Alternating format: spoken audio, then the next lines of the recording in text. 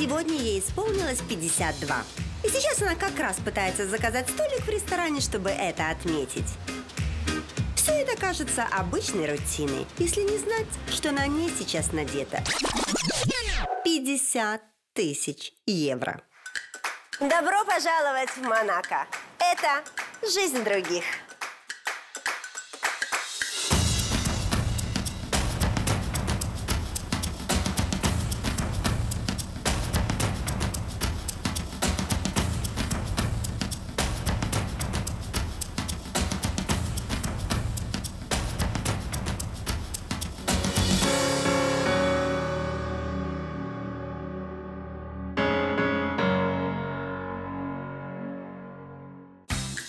Какие ассоциации у нас вызывает Монако? Море, яхты, дорогие автомобили, роскошные наряды, принцессы, которые носят эти роскошные наряды. Но это только красивая обертка. Как же на самом деле тут живут люди?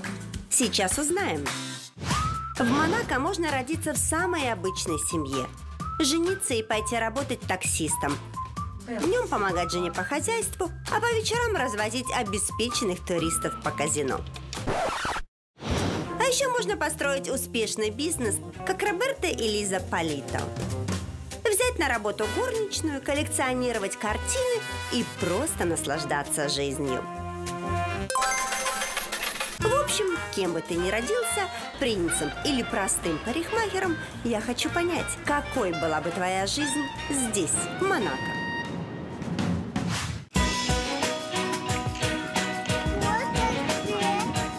Родиться в Монако – это значит быть настоящим монегаском.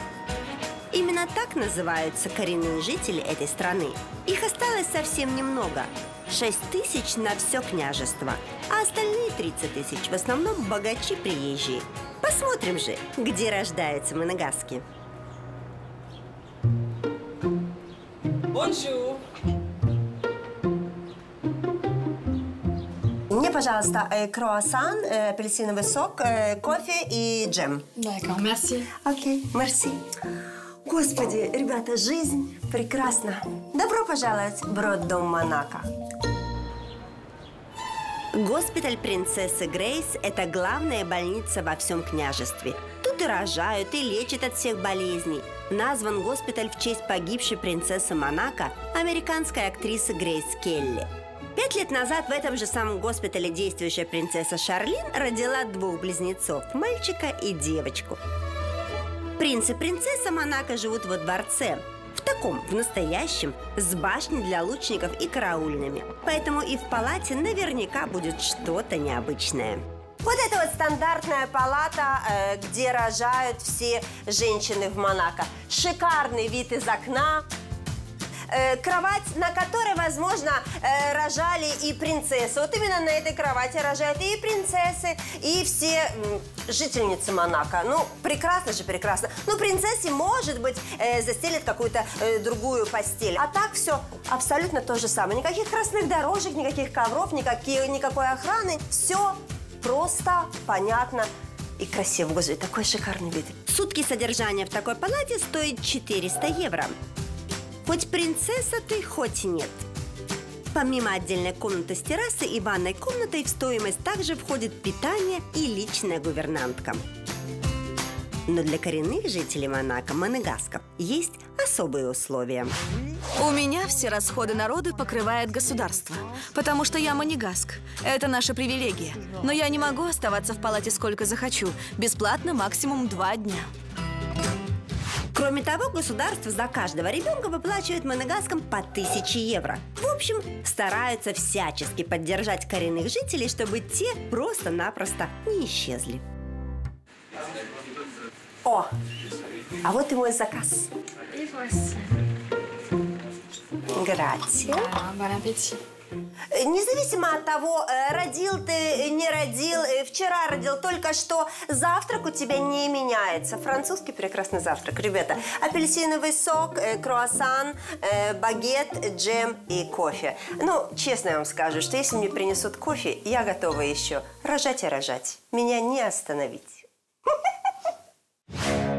Если Если ты монегаск, то ты можешь запросто отдавать своего ребенка в садик с 3 лет. Это бесплатно. А вот если ты просто резидент, тебя возьмут только при наличии свободных мест в порядке живой очереди. Со школами практически такая же история. Государственные школы бесплатные, а частные могут стоить до 10 тысяч евро в год. Но для большинства жителей Монако это не так уж и много. Если треть жителей Монако составляют миллионеры, значит, в каждой школе учится или ребенок миллионера, или будущий миллионер. Давайте же посмотрим на одну из этих школ. Идем.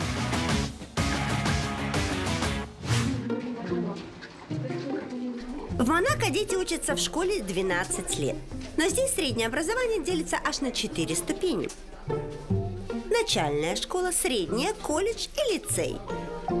То есть последние 4 года дети уже не учат все подряд, а готовятся к конкретной профессии, чтобы после школы сразу идти работать.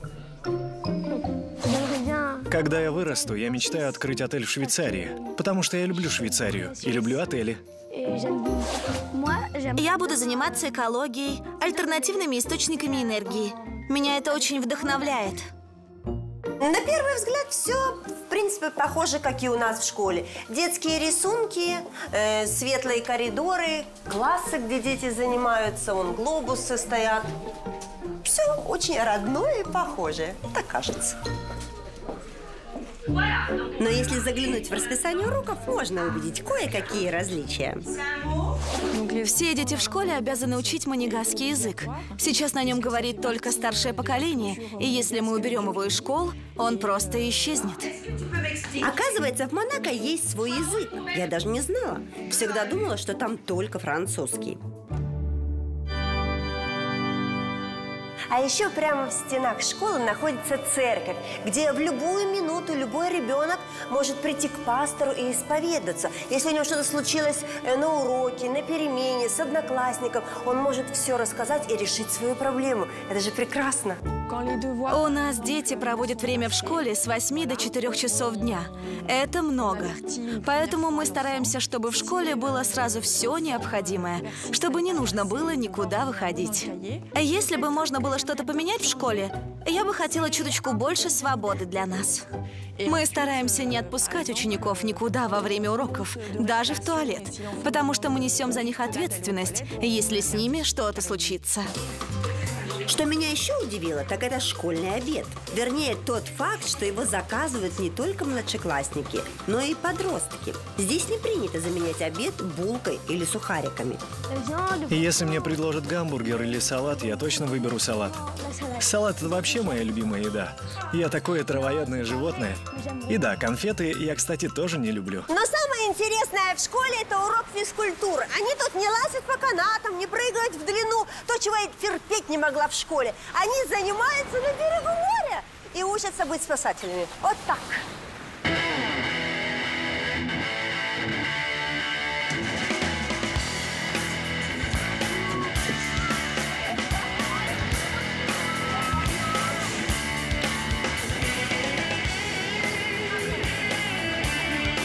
Боже мой, вода просто, честно говоря, ледяная. Даже мне аж руку сводит.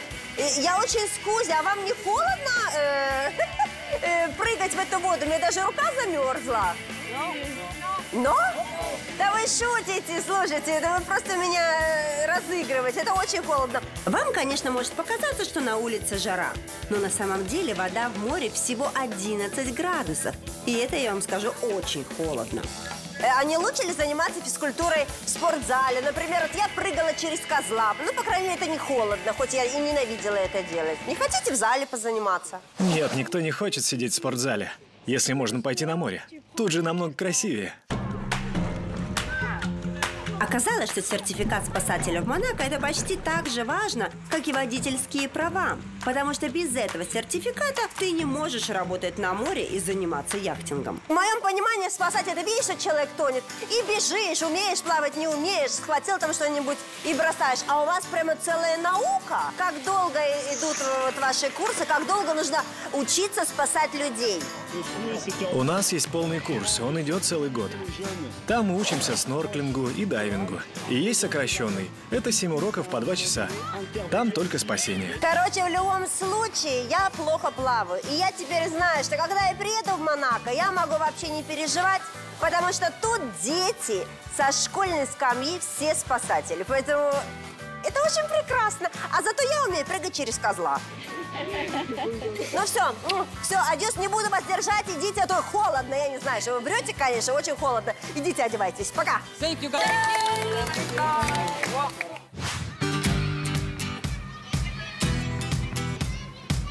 В Монако детей с детства окружают дорогие яхты, машины, замки. Поэтому, когда приходит время выбирать профессию, мало кто из них выбирает профессию учителя или доктора. Они идут учиться на менеджмент роскоши. Вот как-то так.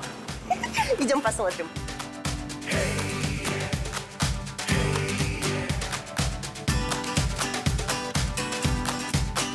В Монако мало кто получает высшее образование. Большинство сразу после школы идет работать в туризм или гостиничный бизнес. Да и университет тут всего один – Международный университет Монако. Учат здесь бизнесу, финансам и управлению роскошью. Монако всегда был центром люкса. У него такая история. Поэтому логично, что именно здесь появилась такая специальность. Нам нужны кадры, нужны люди, которые будут работать с дорогими вещами. Может, я буду закупать одежду для известных брендов, я еще не решила. А еще после окончания факультета роскоши студенты становятся менеджерами в автомобильных салонах премиум-класса, управляющими в 5-звездочных отелях и казино, специалистами по ювелирным украшениям. Ну, в общем, идут работать только в те сферы, где крутятся богатые и знаменитые. Сейчас начинается лекция по лакшери-маркетингу. Что это такое, понять пока мне сложно, но слово лакшери мне нравится.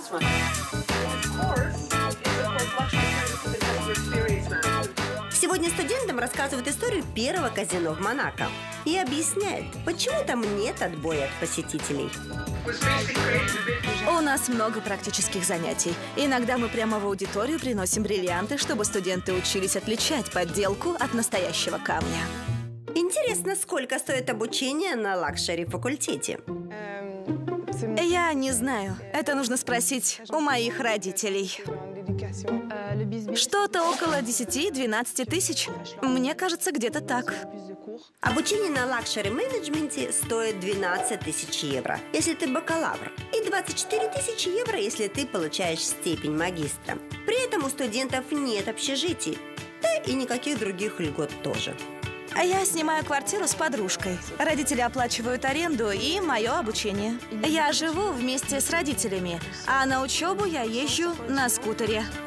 Работать параллельно с учебой тут не принято. Считается, что главная задача студента – учиться. Когда-нибудь, когда я буду хорошо зарабатывать, я смогу вернуть родителям деньги, которые они потратили на мое обучение. А пока я просто учусь. Ну а в свободное время делаю все, что делают люди моего возраста.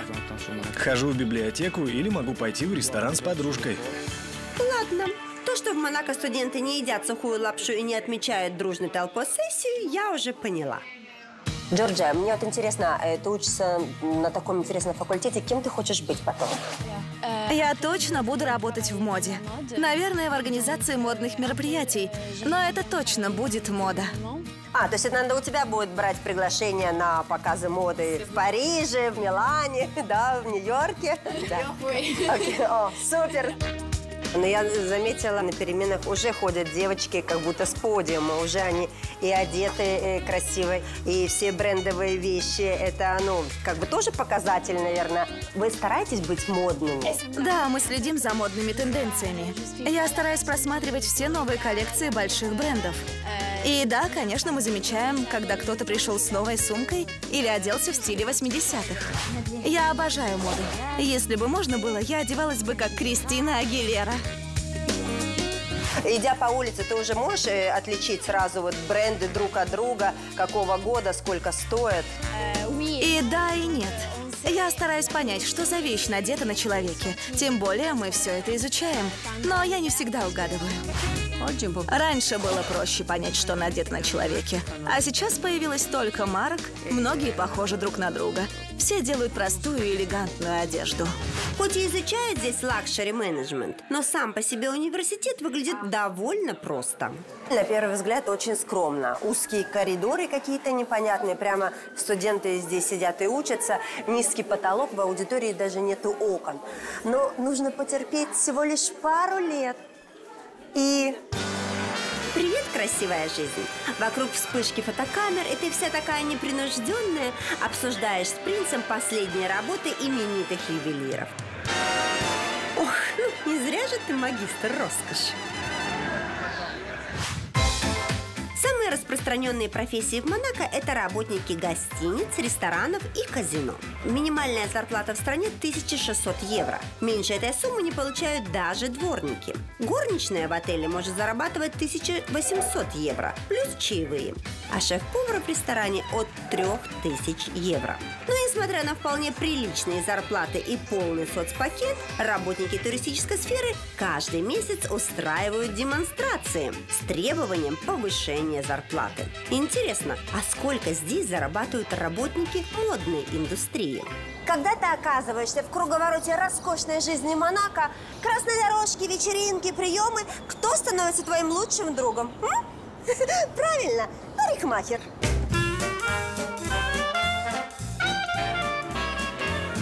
Hello, Сильвия.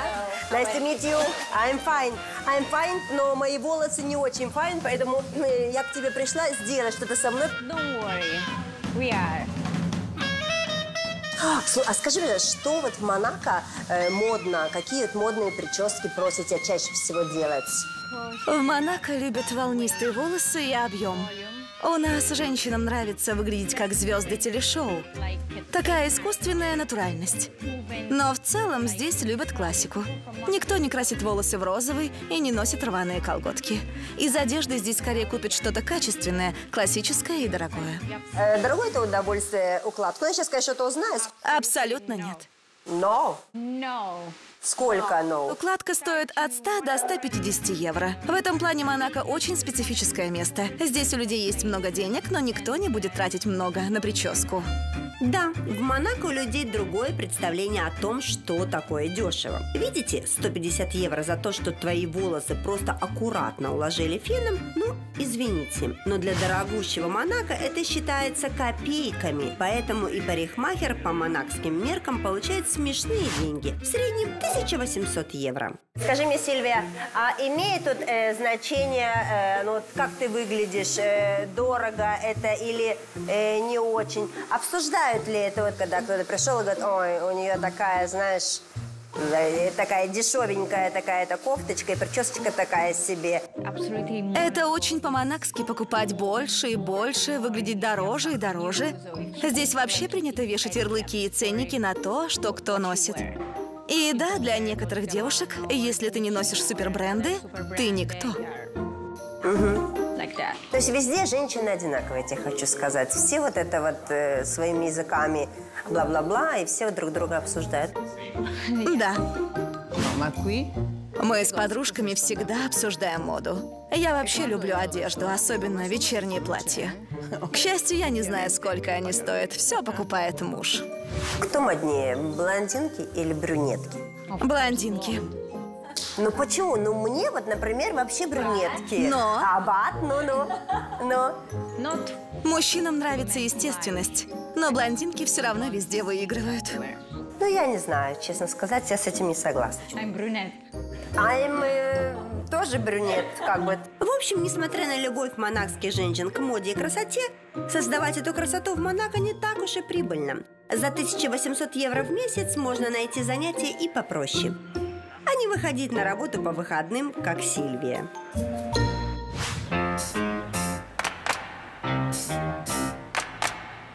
Казино Монте-Карло – это главный аттракцион всего Монако. А все потому, что до его появления Монако был бедным государством, в котором выращивали и продавали оливки. Но когда в середине 19 века казино Монте-Карло открыло свои двери, деньги хлынули в страну рекой. Когда мне было 18, я пил, курил и играл в казино. Я много там проиграл. С тех пор я туда не хожу. До сих пор это казино считается легендой. Здесь снимали ту самую часть про Джеймса Бонда «Казино Рояль». Именно сюда едут проигрывать свои миллионы арабские шейхи. Есть люди, которые работают в офисе, сидят за компьютером и зарабатывают деньги. А есть люди, которые вот в этих вот условиях стоят за столом и смотрят, как эти деньги люди проигрывают. Мне дико интересно всегда было узнать, что это за профессия крупье. Наверняка там есть какие-то секреты. Я сейчас, секундочку, узнаю. Идем. А скажи мне, я вот один раз в жизни играла, но есть какая-то закономерность частых выигрышей? Или, в принципе, это реально удача? Или все-таки как-то можно просчитывать вот в этой игре? Это все удача. Забавно, что все, кто играет, пытаются что-то просчитать. У каждого какие-то свои схемы. Но правда в том, что они все не работают. Слушай, ну есть же люди, которые приходят и постоянно выигрывают. Постоянно. Они же делают, некоторые состояния делают в казино, понимаешь? А мне вот только в любви везет, серьезно, в казино. Вот я всю жизнь, ну, один раз это было, проигрывала вообще все, что было. Чуть из дома потом меня не выгнали, клянусь тебе. Да, есть те, кто много выигрывает. Но проблема в том, что никто из них не может остановиться, и потом все равно они остаются ни с чем. А можешь мне показать, как бросается этот мячик? Во время игры рулетка должна постоянно вращаться. Рулетка крутится в одну сторону, а шарик запускаешь в противоположную. Ага, вот так вот, да? А скажи мне, а если играющие хотят вот именно просят тебя, слушай, дорогой, давай подыграешь мне и брось так, чтобы попало вот именно на это. Ты можешь это сделать или это нереально? Это невозможно. Даже если ты хорошо прицелишься, вот эти штучки помешают тебе. Они для этого и сделаны. Вот, смотри, даже если я хочу попасть ровно на 11, все равно ничего не получается. Оказывается, чтобы выучить все нюансы хотя бы одной игры, например, французской рулетки, нужно пройти 9-месячные курсы крупье. Были случаи, когда крупье увольняли за плохую работу. Что может сделать крупье плохо в своей работе? Если крупье увольняют, то, скорее всего, за мошенничество. За то, что взял себе фишки. А, вот так тихонечко, да, и так чик. И спрятал, да, себе, и пошел домой, да, так? На пиджаках крупье специально не делают карманы внизу. Только вверху. У всех на виду. Куда ничего не спрячешь. А тебе дают, ну, вот фишки на чаевые, типа, вот на, возьми. То есть ты можешь их взять чаевыми? Конечно. Это и есть мой основной заработок. Есть ставка, но основные деньги – это чаевые клиента, фишки. Но это не значит, что чаевые крупье. Это его личный маленький секрет. Нет, в конце вечера он их собирает и отдает начальству. Наверху все пересчитывают и добавляют нужную сумму к основной зарплате. Оттуда высчитываются налоги, и только потом крупье получает свои деньги. В средненьком казино в Монако крупье может заработать за месяц около 4-5 тысяч евро. А вот в казино Монте-Карло, где клиенты в 2 раза богаче, и зарплата крупье тоже в 2-3 раза выше. Тебе можно играть в казино вообще, вот лично, если ты вот не на работе? Ты же можешь прийти сюда и играть в свободное от работы время? Нет, по контракту никто из крупье не имеет права играть ни в каких других казино. Ну, а тебе вообще хочется играть самому? Или тебе хватает того, что ты видишь? Нет, ни за что. Помимо крупье в казино также нельзя играть монигаском. Дело в том, что государство нам очень помогает и считается неправильным, если мы пойдем проигрывать эти деньги в казино. Престижная эта работа крупье здесь? Да, это очень хорошая работа. В чистоте, в тепле, работы мало и хорошая зарплата. Думаю, отсюда я уйду разве что на пенсию. Единственное, что здесь может не нравиться, это поведение некоторых клиентов. Когда люди проигрывают, они себя не контролируют. И это бывает очень неприятно. В общем, как и в любой работе, здесь есть свои недостатки. В месте, где проигрываются сотни тысяч евро, понятное дело, будет немало недовольных. Это в ту сторону, да? Ну, давай. А, так я тоже, видишь, могу. Нет? 7 раз? А, Минимум 7 giri. А, он должен 7 раз?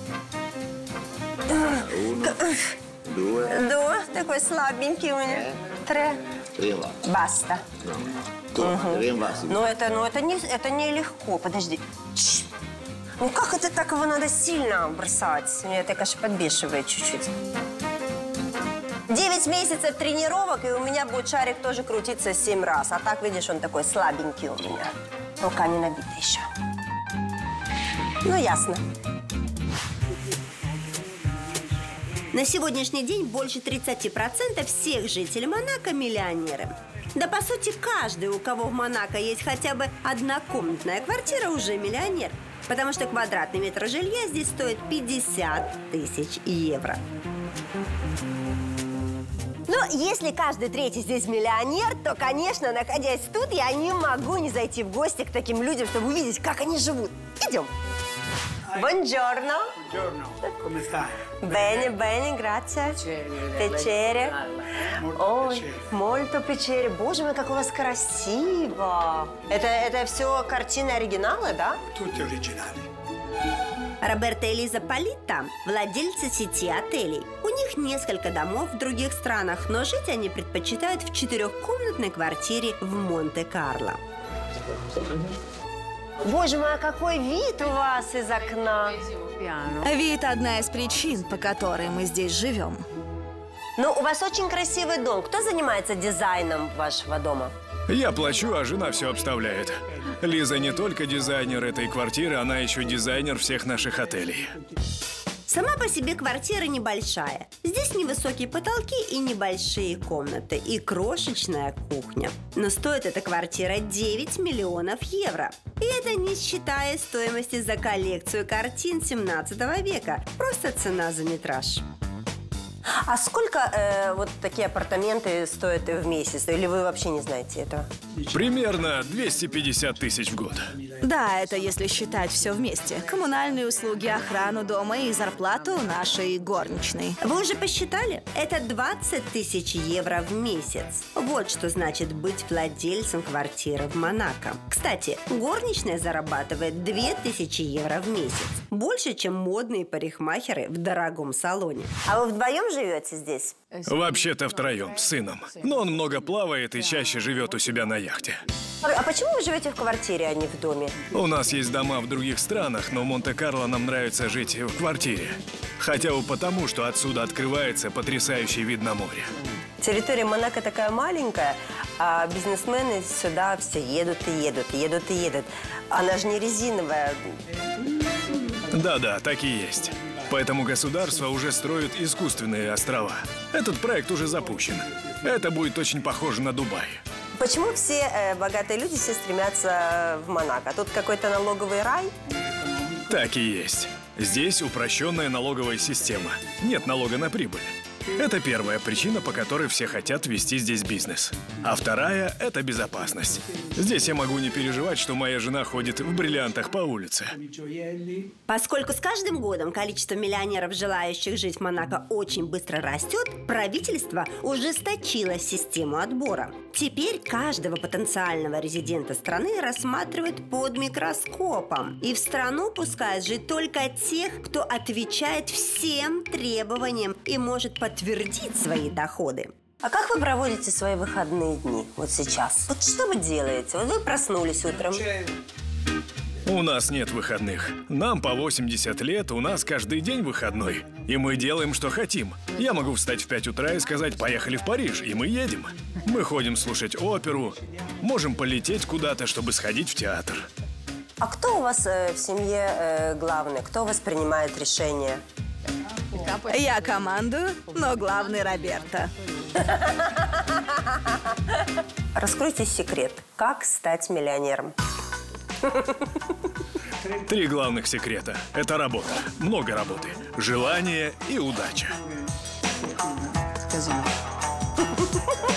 Да, быть миллионером в Монако вовсе не значит жить на холме в замке с кучей прислуги и охраны. Можно жить в одной из квартир с виду самого обычного дома, неспешно вести свои миллионерские дела и каждый вечер наслаждаться видом на море со своей террасы.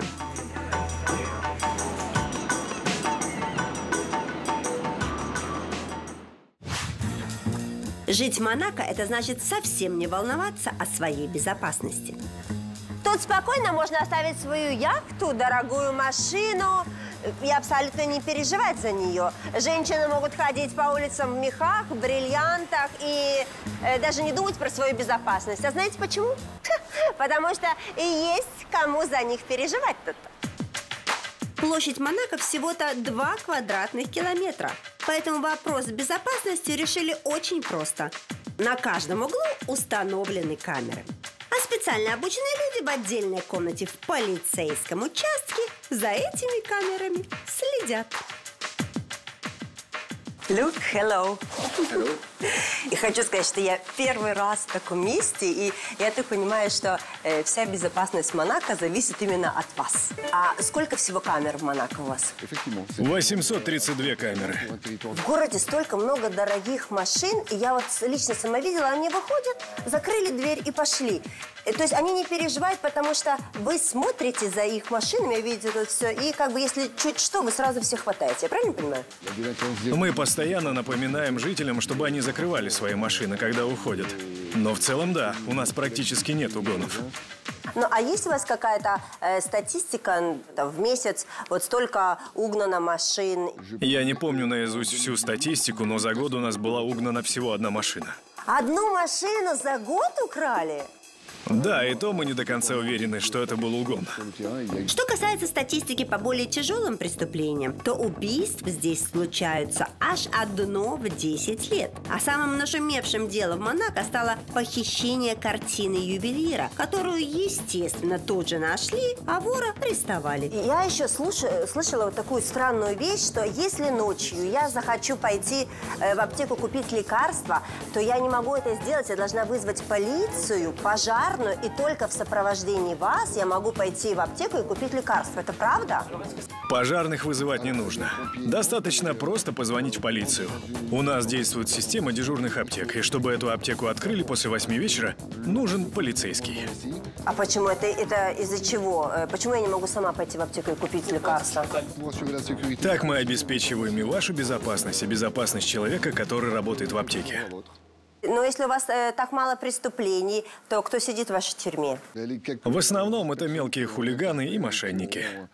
С виду тюрьма Монако чем-то напоминает отель. Вокруг пальмы, море, а внутри у заключенных даже есть свой кинотеатр и бесплатный стоматологический кабинет.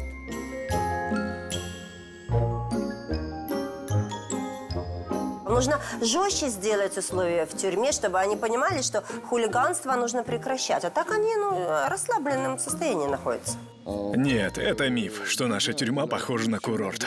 Окна камер не выходят на сторону моря. И там далеко не все так радостно, как это выглядит снаружи. Но, тем не менее, права человека должны соблюдаться.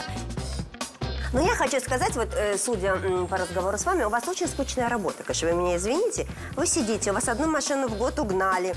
Сидите, смотрите вот, на все на это. Поверьте, нам не скучно. Отвечать за безопасность – ответственная работа.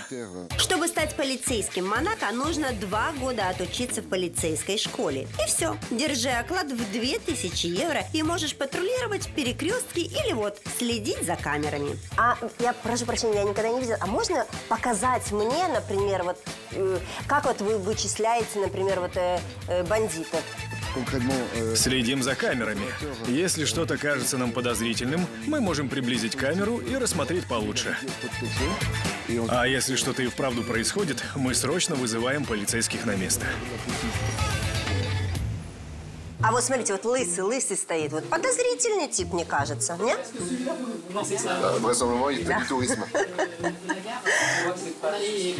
Ну ладно. Я уже поняла, что в Монако много богатых людей. Все очень безопасно, квартиры стоят миллионы. Но вот вопрос, как же живут обычные люди? Те, которые работают кассирами в магазине или, к примеру, водят такси.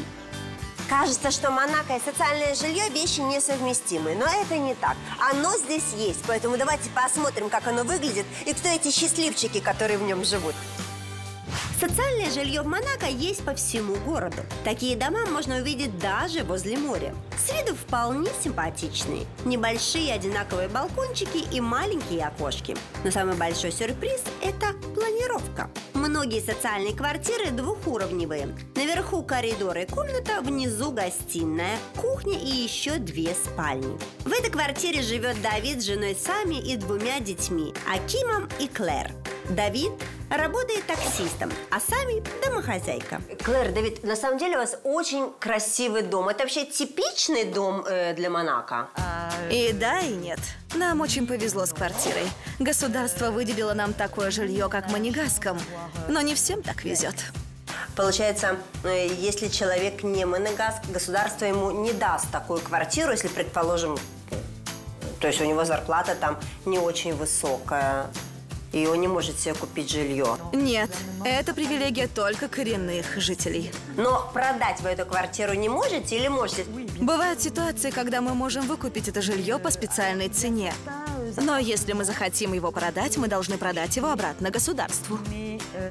То есть я правильно понимаю, что вы эту квартиру бесконечно можете передавать своим детям, дети ваши своим детям, да? То есть она вот так вот, эта квартира будет переходить из поколения в поколение? Нет, не совсем так. Количество комнат зависит от количества человек. Нас 4, поэтому у нас 4-комнатная квартира. Но если дети уедут, нам с мужем придется переехать в 2-комнатную квартиру. А если у вас родится еще ребенок, то вам дадут еще больше?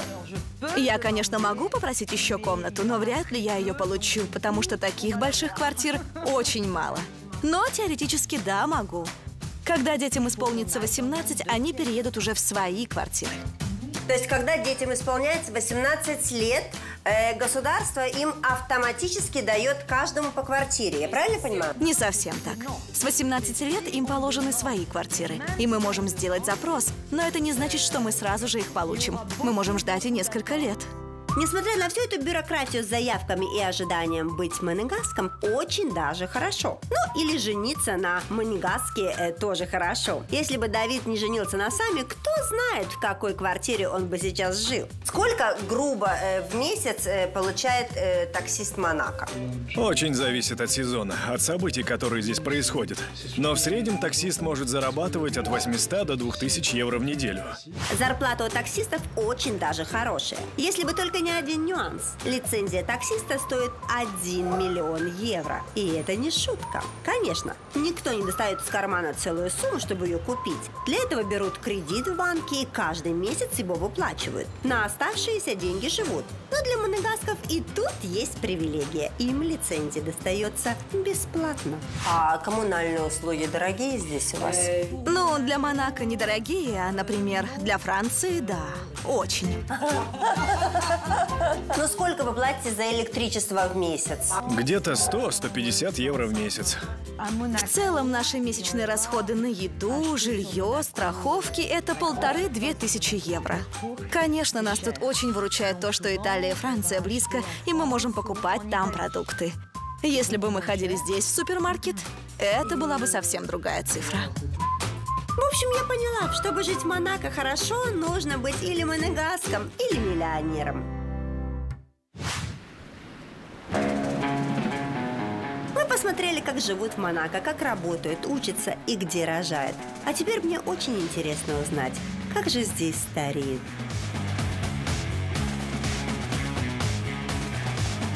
Для нас нормальная пенсия – это время, когда можно никуда не спешить. Проснуться рано утром, открыть газету и читать ее до вечера. Но только не в Монако, потому что в Монако даже пенсионеры гоняют со скоростью 200 километров в час.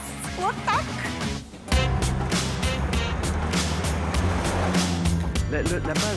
Гонки, машины – это и есть Монте-Карло. Где у людей есть деньги, там есть и дорогие автомобили. Для Монако это уже целая история. Этим гонщикам по 70 с хвостиком лет. Каждый год они участвуют в ралли на ретро-автомобилях, чтобы не дать заржаветь своим стареньким машинкам, да и себе тоже. Аугури, рагаци! Я вас поздравляю. Сколько вообще длилось ваше путешествие, ваши гонки? Мы были 5 дней в пути. Выехали еще в среду и все время были в машине. Ехали сквозь дождь и снег, но мы выжили. Я правильно понимаю, что вы на пенсии, и это ваше развлечение, хобби, работа? Что это такое для вас, гонки? Мы команда шеф-поваров. Каждый из нас до сих пор работает. Мы могли бы уйти на пенсию, но не хотим. Потому что это наш стиль жизни. А машины – это наша страсть. Она была всегда и есть до сих пор. Размер пенсии в Монако напрямую зависит от того, какой у тебя был оклад. Чтобы получать пенсию, монакцы каждый месяц добровольно отчисляют 13% от своей зарплаты. То есть, если у тебя была минимальная зарплата, то и пенсия у тебя будет всего 2000 евро. Ни князь, ни правительство не докладывают деньги в пенсионный фонд. Все полностью зависит только от тебя самого. Поэтому даже после 65 большинство пенсионеров все равно предпочитает работать. Люди в Монако, которые выходят на пенсию, то есть они все такие энергичные, потому что провести столько времени даже в пути, это надо иметь крепкое здоровье. Я скажу вам, я 3 часа поезжу, я уже умираю, я чуть-чуть моложе, чем вы. Просто люди делятся на 2 типа. На тех, кто теряет свою страсть со временем, и на тех, кто с ней живет всю жизнь. Вот и все. А вообще жизнь в Монако у человека, который уходит на пенсию, она сильно отличается от рабочего человека, который именно постоянно ходит на работу с утра до вечера? Если ты вел всегда здоровый образ жизни, то ничего не поменяется. Я много лет занимался теннисом и до сих пор каждый день с 3 до 6 занимаюсь спортом. Если я не позанимаюсь спортом, я потом плохо работаю. Поэтому для меня ничего не поменялось. Честно говоря, у меня было ощущение, что я разговариваю с молодыми, энергичными людьми, потому что, честно говоря, так у меня спину ломит, понимаете, в мои-то годы, что мне сейчас даже как-то неудобно, хочется присесть, понимаете? О, да, это я всегда с удовольствием. Окей, грация. Для нас пенсия в Монако очень непривычная. С одной стороны, тебе никто ничего не должен, и твоя старость полностью зависит от тебя самого. А с другой, глядя на этих бодреньких пенсионеров, понимаешь, что такая система их полностью устраивает. Это их образ жизни. Это и есть их жизнь.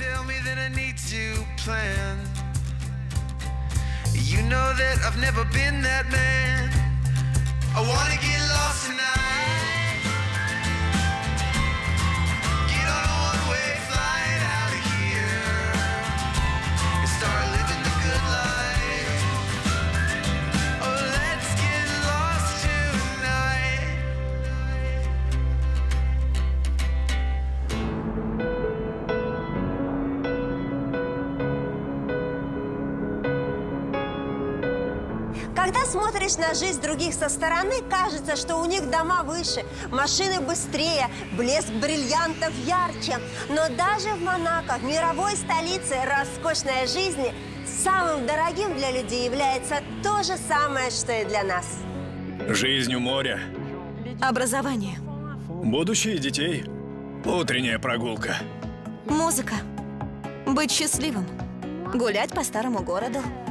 Семья. Здоровье. Свобода. И чтобы понять, что человека делают богатым не только деньги, нужно заглядывать иногда сюда, в жизнь других.